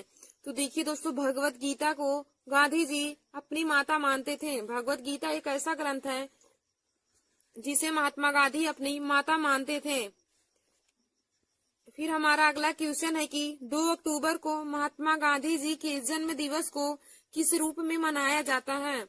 2 अक्टूबर को महात्मा गांधी जी के जन्म दिवस को किस रूप में मनाया जाता है। तो देखिए दोस्तों, महात्मा गांधी जी के जन्म दिवस को अहिंसा दिवस के रूप में मनाया जाता है। महात्मा गांधी जी के जन्म दिवस को अहिंसा दिवस के रूप में मनाया जाता है। और यदि पूछे कि महात्मा गांधी का जन्म कब हुआ था, तो देखिए दोस्तों, यदि पूछे कि महात्मा गांधी जी का जन्म कब हुआ था तो आप लोग बताएंगे महात्मा गांधी जी का जन्म 2 अक्टूबर 1869 ईस्वी को पोरबंदर गुजरात में हुआ था। महात्मा गांधी जी का जन्म 2 अक्टूबर 1869 ईस्वी को पोरबंदर गुजरात में हुआ था। फिर हमारा अगला क्वेश्चन है कि the life of Mahatma Gandhi पुस्तक के लेखक कौन है। The life of Mahatma Gandhi पुस्तक के लेखक कौन है। तो दोस्तों, इस पुस्तक के लेखक लुईस फिशर हैं। The life of Mahatma Gandhi पुस्तक के लेखक लुईस फिशर हैं। फिर देखिए दोस्तों, हमारा अगला क्वेश्चन है कि किसे अमेरिकन गांधी के रूप में जाना जाता है। अमेरिकन गांधी के रूप में किसे जाना जाता है, यह किस व्यक्ति को अमेरिकन गांधी के नाम से जाना जाता है। तो देखिए दोस्तों, मार्टिन लूथर किंग को अमेरिकन गांधी के रूप में जाना जाता है। मार्टिन लूथर किंग को अमेरिकन गांधी के रूप में जाना जाता है। फिर हमारा अगला क्वेश्चन है कि महात्मा गांधी किस गोलमेज सम्मेलन में भाग लेने के लिए लंदन गए थे। महात्मा गांधी किस गोलमेज सम्मेलन में भाग लेने के लिए लंदन गए थे। तो देखिए दोस्तों, महात्मा गांधी द्वितीय गोलमेज सम्मेलन में भाग लेने के लिए लंदन गए थे। महात्मा गांधी द्वितीय गोलमेज सम्मेलन में भाग लेने के लिए लंदन गए थे। यदि दोस्तों आपसे पूछे क्वेश्चन कि महात्मा गांधी ने किस गोलमेज सम्मेलन में भाग लिया था, तो आप बताएंगे कि महात्मा गांधी द्वितीय गोलमेज सम्मेलन में भाग लिए थे। महात्मा गांधी द्वितीय गोलमेज सम्मेलन में भाग लिए थे। और दोस्तों, यदि पूछे कि द्वितीय गोलमेज सम्मेलन कब हुआ था, तो द्वितीय गोलमेज सम्मेलन सन 1931 ईस्वी में हुआ था और प्रथम गोलमेज सम्मेलन 1930 ईस्वी में हुआ था। द्वितीय गोलमेज सम्मेलन 1931 ईस्वी में और तृतीय गोलमेज सम्मेलन 1932 ईस्वी में हुआ था। और दोस्तों, पूछे कि तृतीय गोलमेज सम्मेलन कब हुआ, तो आप बताएंगे तृतीय गोलमेज सम्मेलन 1932 ईस्वी में हुआ था। और देखिए दोस्तों, यदि पूछे कि भारत के ऐसे कौन से व्यक्ति थे जो तीनों गोलमेज सम्मेलन में भाग लिए थे, तो दोस्तों डॉक्टर भीमराव अंबेडकर ऐसे व्यक्ति थे जिन्होंने तीनों गोलमेज सम्मेलन में भाग लिया था। डॉक्टर भीमराव अंबेडकर तीनों गोलमेज सम्मेलन में भाग लिए थे और महात्मा गांधी द्वितीय गोलमेज सम्मेलन में भाग लिए थे और इन्होंने द्वितीय गोलमेज सम्मेलन में भाग लेने के लिए लंदन गए थे। फिर दोस्तों, हमारा अगला क्वेश्चन है कि गांधी जी के पसंदीदा भजन। गांधी जी के पसंदीदा भजन वैष्णो जन तो तेन्हे कहिए। वैष्णो जन तो तेन्हे कहिए किसने लिखा है। गांधी जी की पसंदीदा भजन वैष्णो जन तो तेन्हे कहिए को किसने लिखा है। तो देखिए दोस्तों, इसको नरसिंह मेहता ने लिखा है। वैष्णो जन तो तेन्हे कहिए भजन को नरसिंह मेहता ने लिखा है। फिर हमारा अगला क्वेश्चन है कि रविन्द्रनाथ टैगोर को गुरुदेव की उपाधि किसने दी। रविन्द्रनाथ टैगोर को गुरुदेव की उपाधि किसने दी। तो दोस्तों, रविन्द्रनाथ टैगोर जी को गुरुदेव की उपाधि महात्मा गांधी ने दिया था। रविन्द्रनाथ टैगोर को गुरुदेव की उपाधि महात्मा गांधी ने दिया था।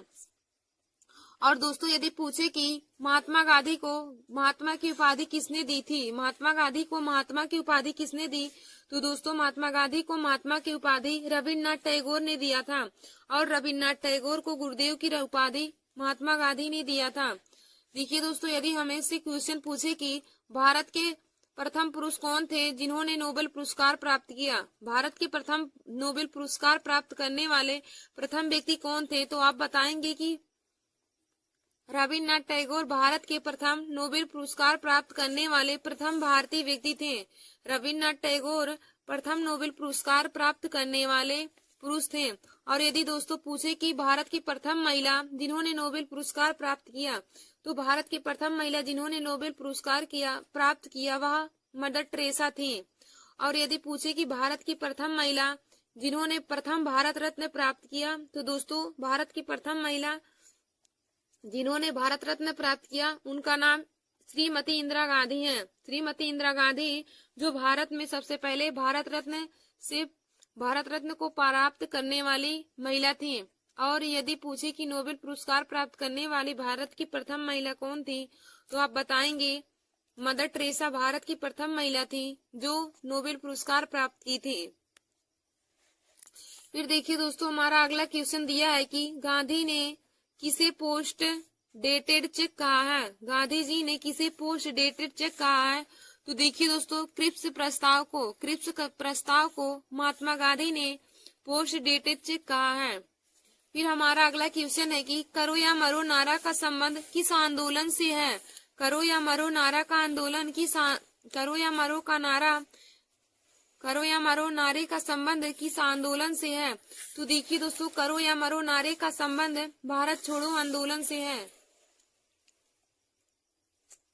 करो या मरो नारे का संबंध भारत छोड़ो आंदोलन से है। और देखिए दोस्तों, यदि पूछे कि करो या मरो का नारा किसने दिया था, तो आप बताएंगे करो या मरो का नारा महात्मा गांधी ने दिया था। करो या मरो का नारा महात्मा गांधी ने दिया था। और करो या मरो नारा का संबंध किस आंदोलन से है। तो दोस्तों, करो या मरो नारे का संबंध भारत छोड़ो आंदोलन से है। फिर हमारा अगला क्वेश्चन है कि महात्मा गांधी जी का जन्म दिवस अंतर्राष्ट्रीय स्तर पर किस रूप में मनाया जाता है। महात्मा गांधी जी का जन्म दिवस अंतर्राष्ट्रीय स्तर पर किस रूप में मनाया जाता है। तो देखिए दोस्तों, महात्मा गांधी जी का जन्म दिवस अंतर्राष्ट्रीय स्तर पर अहिंसा दिवस के रूप में मनाया जाता है। 2 अक्टूबर को गांधी जी की जयंती को अंतर्राष्ट्रीय स्तर पर अहिंसा दिवस के रूप में मनाया जाता है। फिर दोस्तों, हमारा अगला क्वेश्चन है कि गांधी जी खादी को किसका प्रतीक मानते थे। गांधी जी खादी को किसका प्रतीक मानते थे। तो देखिए दोस्तों, गांधी जी खादी को आर्थिक स्वतंत्रता का प्रतीक मानते थे। महात्मा गांधी खादी को आर्थिक स्वतंत्रता का प्रतीक मानते थे। फिर हमारा अगला क्वेश्चन है कि गांधी ने किस कानून को काला कानून कहा है। गांधी जी किस कानून को काला कानून कहते थे, या उन्होंने किस कानून को काला कानून कहा है। तो देखिए दोस्तों, रोलेट एक्ट को महात्मा गांधी ने काला कानून कहा है। फिर देखिए दोस्तों, हमारा अगला क्वेश्चन है कि सत्याग्रह शब्द का प्रयोग सबसे पहले कौन किया था। सत्याग्रह शब्द का प्रयोग सर्वप्रथम कौन किया था। तो दोस्तों, महात्मा गांधी ने सर्वप्रथम सत्याग्रह का प्रयोग किया था। सत्याग्रह शब्द का प्रयोग सर्वप्रथम महात्मा गांधी ने किया था। फिर हमारा अगला क्वेश्चन है कि कांग्रेस ने भारत छोड़ो आंदोलन का प्रस्ताव कब किया था। कांग्रेस ने भारत छोड़ो आंदोलन का प्रस्ताव कब किया। तो दोस्तों, 1942 ईस्वी में कांग्रेस ने भारत छोड़ो आंदोलन का प्रस्ताव किया। फिर हमारा अगला क्वेश्चन है कि किस आंदोलन में महात्मा गांधी ने भूख हड़ताल के रूप में पहली बार प्रयोग किया था। किस आंदोलन में महात्मा गांधी ने भूख हड़ताल को किस रूप में पहली बार प्रयोग किया था। भूख हड़ताल को किस रूप में प्रयोग किया था पहली बार। तो दोस्तों, उन्होंने भूख हड़ताल सर्वप्रथम 1918 ईस्वी को अहमदाबाद मिल मजदूर की हड़ताल में उन्होंने भूख हड़ताल पर काम किया। फिर हमारा अगला क्वेश्चन है कि जलियांवाला बाग में गोली चलाने का आदेश किसने दिया था। जलियांवाला बाग में गोली चलाने का आदेश किसने दिया। तो देखिए दोस्तों, जनरल डायर ने जलियांवाला बाग में गोली चलाने का आदेश दिया था। और दोस्तों, यदि पूछे कि जलियांवाला बाग हत्याकांड कब हुआ था, तो आप बताएंगे जलियांवाला बाग हत्याकांड 13 अप्रैल 1919 ईस्वी को अमृतसर में हुआ था। हमारा अगला क्वेश्चन क्या है कि यदि पूछे कि जलियांवाला बाग में गोली चलाने का आदेश किसने दिया था। तो दोस्तों, जनरल डायर ने जलियांवाला बाग में गोली चलाने का आदेश दिया।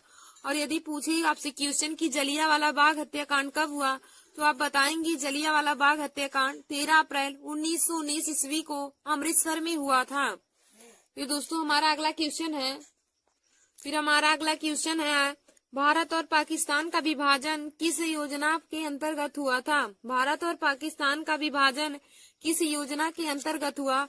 तो देखिए दोस्तों, माउंटबेटन योजना के अनुसार माउंटबेटन योजना के अंतर्गत भारत और पाकिस्तान का विभाजन हुआ था। माउंटबेटन योजना के अंतर्गत भारत और पाकिस्तान का विभाजन हुआ था। फिर हमारा अगला क्वेश्चन है कि जलियांवाला बाग हत्याकांड के समय वायसराय कौन था। जलियांवाला बाग हत्याकांड के समय वायसराय कौन था। तो देखिए दोस्तों, Lord James Ford Jallianwala Bagh हत्याकांड के समय वायसराय थे। Lord James Ford Jallianwala Bagh हत्याकांड के समय वायसराय थे। फिर हमारा अगला क्वेश्चन है कि साइमन कमीशन भारत में कब वापस आया। साइमन कमीशन भारत में कब आया। तो देखिए दोस्तों, साइमन कमीशन भारत में सन 1928 ईस्वी को आया था। साइमन कमीशन भारत में सन 1928 ईस्वी में आया था। फिर हमारा अगला क्वेश्चन है कि स्वराज पार्टी की स्थापना कब हुई। स्वराज पार्टी की स्थापना कब हुई। तो देखिए दोस्तों, सन 1923 ईस्वी को स्वराज पार्टी की स्थापना हुई थी। 1923 ईस्वी को स्वराज पार्टी की स्थापना हुई थी। फिर हमारा आगे क्वेश्चन है कि गांधी जी ने अपने दो फेफड़ों के रूप में किसका वर्णन किया है। गांधी जी ने अपने दो फेफड़ों के रूप में किसका वर्णन किया है। तो देखिए दोस्तों, अहिंसा व सत्य को। अहिंसा व सत्य का प्रयोग उन्होंने अपने दो फेफड़ों के रूप में किया है। अहिंसा और सत्य को उन्होंने अपने फेफड़ों के रूप में प्रयोग किया है। फिर हमारा अगला क्वेश्चन है कि गांधी जी के साथ नमक सत्याग्रह का नेतृत्व किसने किया। गांधी जी के साथ नमक सत्याग्रह का नेतृत्व किसने किया। तो दोस्तों, सरोजिनी नायडू ने किया था। महात्मा गांधी जी के साथ नमक सत्याग्रह का नेतृत्व सरोजिनी नायडू ने किया था। नमस्कार दोस्तों, welcome to my YouTube channel. आज मैं आप सभी लोगों को जीके में महत्वपूर्ण क्रांतियां बताऊंगी। देखिए दोस्तों, आज का हमारा टॉपिक है विभिन्न महत्वपूर्ण कृषि क्रांतियां। आज मैं कृषि से संबंधित आप लोगों को महत्वपूर्ण क्रांतियों के बारे में बताऊंगी, जो देखिए दोस्तों हर कंपटीशन की परीक्षाओं के लिए बहुत ही महत्वपूर्ण है। तो हमारा पहला है श्वेत क्रांति। पहला श्वेत क्रांति किससे संबंधित है। तो देखिए दोस्तों, श्वेत क्रांति दुग्ध उत्पादन से संबंधित है। हमारा पहला है श्वेत क्रांति। तो श्वेत क्रांति दोस्तों दुग्ध उत्पादन से संबंधित है। हमारा दूसरा है नीली क्रांति। तो देखिए दोस्तों, नीली क्रांति मछली उत्पादन से संबंधित है। हमारा दूसरा नीली क्रांति। तो नीली क्रांति मछली उत्पादन से संबंधित है। फिर हमारा अगला है भूरी क्रांति। तो देखिए दोस्तों, भूरी क्रांति उर्वरक उत्पादन से संबंधित है। भूरी क्रांति उर्वरक उत्पादन से संबंधित है। फिर हमारा अगला है रजत क्रांति। तो देखिए दोस्तों, रजत क्रांति अंडा उत्पादन से संबंधित है। रजत क्रांति अंडा उत्पादन से संबंधित है। फिर हमारा अगला है पीली क्रांति। तो देखिए दोस्तों, पीली क्रांति तिलहन उत्पादन से संबंधित है। हमारा अगला पीली क्रांति है। तो पीली क्रांति तिलहन उत्पादन से संबंधित है। फिर दोस्तों हमारा अगला दिया है काली क्रांति। तो देखिए दोस्तों, काली क्रांति बायोडीजल उत्पादन से संबंधित है। हमारा अगला है काली क्रांति। तो काली क्रांति बायोडीजल उत्पादन से संबंधित है। देखिए दोस्तों, हमारा अगला है लाल क्रांति। तो देखिए दोस्तों, लाल क्रांति टमाटर या मांस उत्पादन से संबंधित है। हमारा अगला है लाल क्रांति। तो लाल क्रांति टमाटर या मांस उत्पादन से संबंधित है। फिर हमारा अगला क्वेश्चन है कि गुलाबी क्रांति। गुलाबी क्रांति। तो देखिए दोस्तों, गुलाबी क्रांति झींगा मछली उत्पादन से संबंधित है। गुलाबी क्रांति झींगा मछली उत्पादन से संबंधित है। फिर हमारा अगला है स्वर्ण क्रांति। तो देखिए दोस्तों, स्वर्ण क्रांति फल उत्पादन से संबंधित है। हमारा अगला है स्वर्ण क्रांति। तो स्वर्ण क्रांति फल उत्पादन से संबंधित है। फिर हमारा अगला दिया है अमृत क्रांति। तो देखिए दोस्तों, अमृत क्रांति नदी जोड़ो परियोजना से संबंधित है। अमृत क्रांति नदी जोड़ो परियोजना से संबंधित है।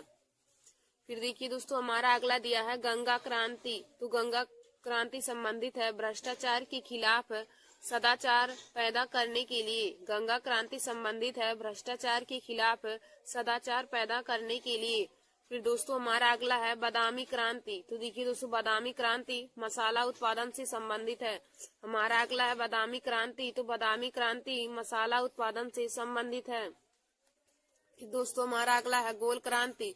तो गोल क्रांति आलू उत्पादन से संबंधित है। हमारा अगला है गोल क्रांति। तो गोल क्रांति आलू उत्पादन से संबंधित है।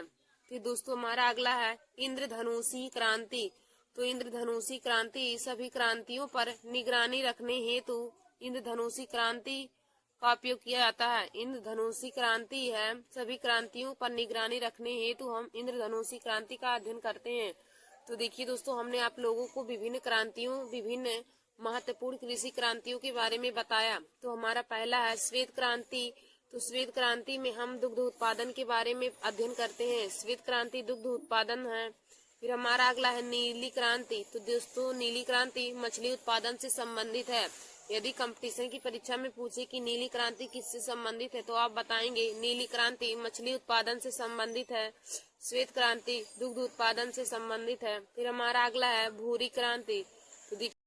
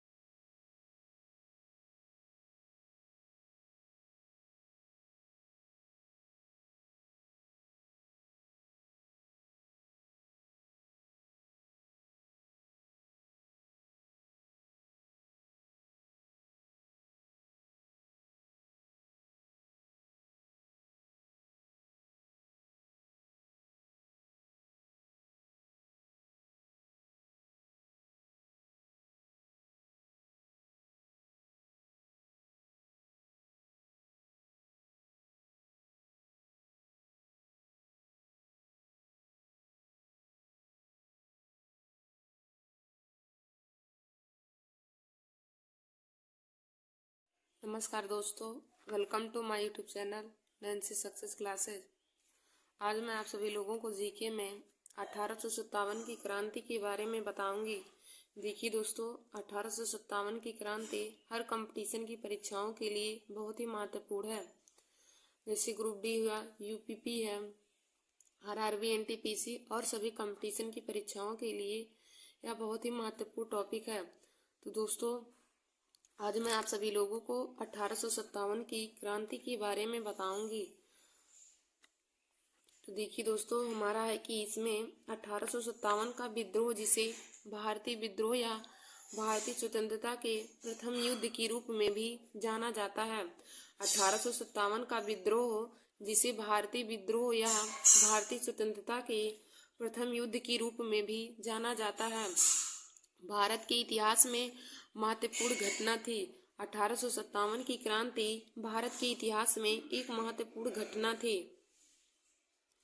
देखिए दोस्तों, आगे हमारा है कि 1857 की क्रांति की शुरुआत कब हुई थी। तो देखिए दोस्तों, 1857 की क्रांति की शुरुआत 29 मार्च 1857 ईस्वी में बैरकपुर छावनी से हुई थी। 1857 की क्रांति की शुरुआत 29 मार्च 1857 में बैरकपुर छावनी से हुई थी। देखिए दोस्तों, जब भी आप लोगों से पूछे कि 1857 की क्रांति की शुरुआत कब और कहां से हुई थी, तो आप बताएंगे कि 1857 की क्रांति की शुरुआत 29 मार्च 1857 ईस्वी में बैरकपुर छावनी से हुई थी। 34वीं नोटिस इन्फेंट्री रेजिमेंट के सैनिकों ने चर्बी युक्त कारतूसों का प्रयोग करने से इनकार कर दिया था। 26 फरवरी को भी बंगाल में 9वीं नेटिव इन्फेंट्री ने विरोध किया था।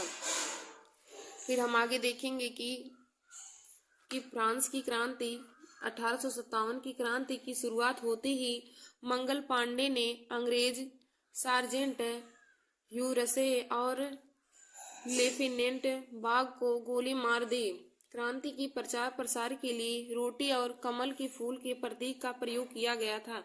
देखिए दोस्तों, यदि पूछे कि 1857 की क्रांति के प्रचार प्रसार के लिए किस प्रतीक का प्रयोग किया गया था, 1857 की क्रांति के प्रचार प्रसार के लिए किस प्रतीक का प्रयोग किया गया था, तो आप लोग बताएंगे कि 1857 की क्रांति के प्रचार प्रसार के लिए रोटी और कमल के फूल का प्रयोग किया गया था।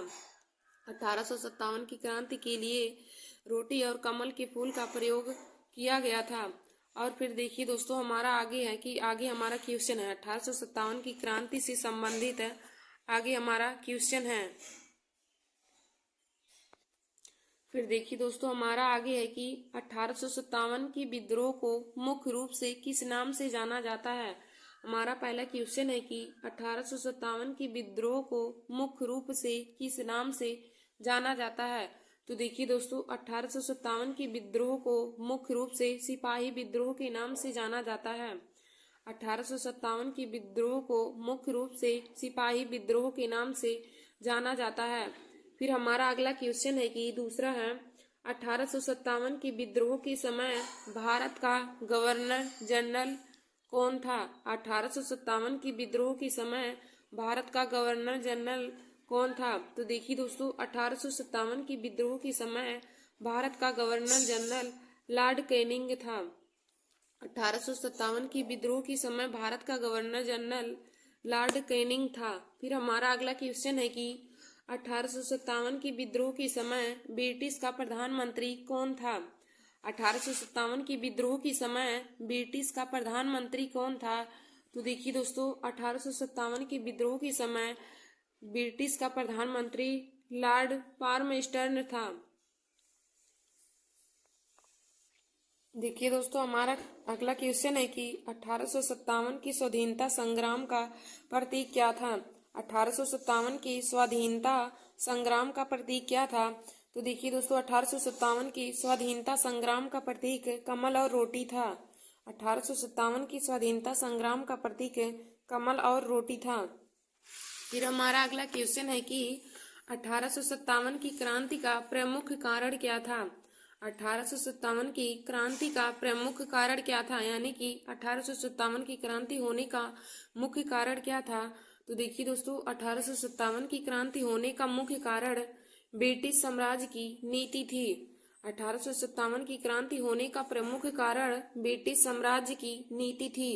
फिर हमारा अगला क्वेश्चन दिया है आगे, अंग्रेजी भारतीय सेना में चर्बी वाले कारतूसों से चलने वाली इनफील्ड राइफल कब शामिल की गई।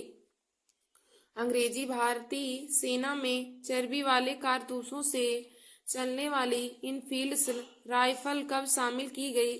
तो देखिए दोस्तों, दिसंबर 1856 ईस्वी में अंग्रेजी भारतीय सेना में चर्बी वाले कारतूसों से चलने वाली इनफील्ड राइफल को शामिल किया गया था। फिर हमारा अगला क्वेश्चन है कि 1857 का विद्रोह 10 मई 1857 को मेरठ से हुआ और कहाँ समाप्त हुआ था। 1857 का विद्रोह 10 मई 1857 को मेरठ से शुरू हुआ और कहाँ पर समाप्त हुआ। तो देखिए दोस्तों, 1857 का विद्रोह 10 मई 1857 ईस्वी को मेरठ में शुरू हुआ था और वह जाकर के ग्वालियर में समाप्त हुआ था। यदि पूछे कि 1857 का विद्रोह कब और कहाँ पे शुरू हुआ था, तो आप बताएंगे कि 1857 का विद्रोह 10 मई 1857 ईस्वी को मेरठ में शुरू हुआ था। 1857 का विद्रोह 10 मई 1857 को मेरठ से शुरू हुआ था और पूछे कि समाप्त कहाँ हुआ, तो दोस्तों समाप्त ग्वालियर में हुआ था। फिर हमारा अगला क्वेश्चन है कि 1857 की संग्राम को प्रथम स्वतंत्रता संग्राम का नाम किसने दिया था। 1857 के स्वतंत्रता संग्राम को प्रथम स्वतंत्रता संग्राम का नाम किसने दिया था? तो देखिए दोस्तों, 1857 के संग्राम को प्रथम स्वतंत्रता संग्राम का नाम विनायक दामोदर सावरकर ने दिया था। 1857 के संग्राम को प्रथम स्वतंत्रता संग्राम का नाम विनायक दामोदर सावरकर ने दिया था।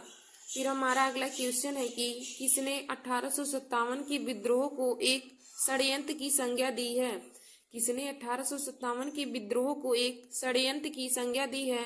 तो देखिए दोस्तों, 1857 के विद्रोह को एक षड्यंत्र की संज्ञा जेम्स आउटरम व डब्ल्यू टेलर ने दिया है। फिर हमारा अगला क्वेश्चन है कि किस भारतीय ने 1857 की क्रांति को स्वतंत्रता का प्रथम युद्ध की संज्ञा दी है? किस भारतीय ने 1857 की क्रांति को स्वतंत्रता संग्राम का प्रथम युद्ध की संज्ञा दी है? तो देखिए दोस्तों, एस बी चौधरी ने 1857 की क्रांति को स्वतंत्रता के प्रथम युद्ध की संज्ञा दी है। फिर हमारा अगला क्वेश्चन दिया है आगे कि किसने कहा था कि यह नीली टोपी वाली राइफल तो गोली चलने से पहले ही मार देती है? किसने कहा था कि यह नीली टोपी वाली राइफल गोली चलने से पहले ही मार देती है? तो दोस्तों, नाना साहब ने कहा था। नाना साहब ने कहा था कि यह नीली टोपी राइफल गोली चलने से पहले ही मार देती है। फिर दोस्तों, हमारा अगला क्वेश्चन है कि विद्रोह के परिणाम स्वरूप बंगाल में यूरोपीय सैनिकों का अनुपात भारतीय सैनिकों की तुलना में क्या था? विद्रोह के परिणाम स्वरूप बंगाल में यूरोपीय सैनिकों का अनुपात भारतीय सैनिकों की तुलना में क्या था? तो देखिए दोस्तों, विद्रोह के परिणाम स्वरूप बंगाल में यूरोपीय सैनिकों का अनुपात भारतीय सैनिकों की तुलना में 1:2 था। फिर हमारा अगला क्वेश्चन दिया है कि भारतीय स्वाधीनता आंदोलन का सरकारी इतिहासकार कौन था? भारतीय स्वाधीनता आंदोलन का सरकारी इतिहासकार कौन था? तो देखिए दोस्तों, भारतीय स्वाधीनता आंदोलन का सरकारी इतिहासकार एस सेन था। भारतीय स्वाधीनता आंदोलन का सरकारी इतिहासकार एस सेन था। फिर हमारा अगला क्वेश्चन दिया है कि यह किसका मत है कि 1857 का विद्रोह कुछ धर्म के लिए लड़ाई के रूप में आरंभ हुआ था तथा स्वतंत्रता संघर्ष के रूप में समाप्त हुआ? यह किसका मत है कि 1857 का विद्रोह कुछ धर्म के लिए लड़ाई के रूप में आरंभ हुआ था तथा स्वतंत्रता संघर्ष के रूप में समाप्त हुआ? तो दोस्तों, यह एस सेन का मत था। एस सेन का मत था कि 1857 का विद्रोह कुछ धर्म के लिए लड़ाई के रूप में आरंभ हुआ था तथा स्वतंत्रता संघर्ष के रूप में समाप्त हुआ था। फिर देखिए दोस्तों, हमारा अगला क्वेश्चन दिया है कि वह पहला भारतीय सिपाही कौन था जिसने चर्बी वाले कारतूस का प्रयोग करने से इनकार कर दिया?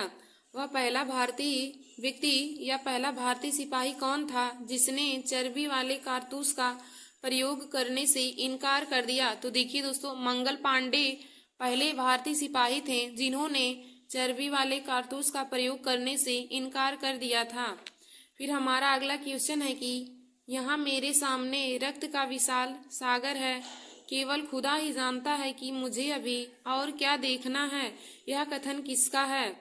यहाँ मेरे सामने रक्त का विशाल सागर है, केवल खुदा ही जानता है कि मुझे अभी और क्या देखना है। यह कथन किसका है?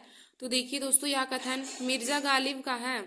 मिर्जा गालिब ने कहा था कि मेरे सामने रक्त का विशाल सागर है, केवल खुदा ही जानता है कि मुझे अभी और क्या देखना है।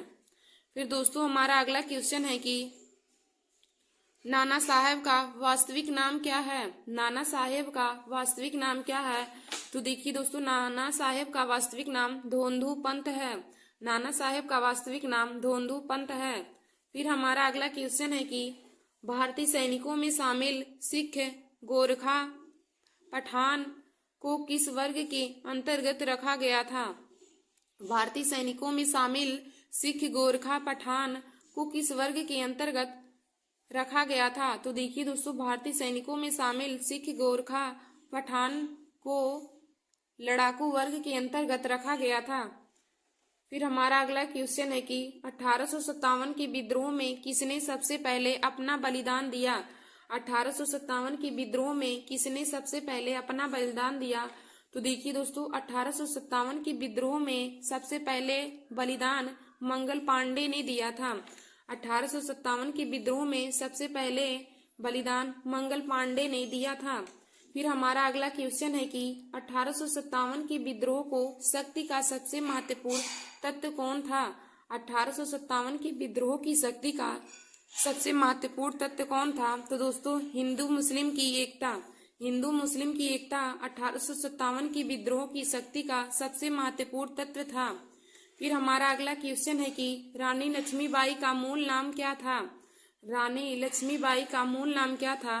तो देखिए दोस्तों, रानी लक्ष्मीबाई का मूल नाम मणिकर्णिका था। रानी लक्ष्मीबाई का मूल नाम मणिकर्णिका था। फिर हमारा अगला क्वेश्चन है कि 1857 की क्रांति सर्वप्रथम कहाँ शुरू हुई थी। 1857 की क्रांति सर्वप्रथम कहाँ शुरू हुई थी। तो देखिए दोस्तों, 1857 की क्रांति सर्वप्रथम मेरठ यानी कि उत्तर प्रदेश में शुरू हुई थी।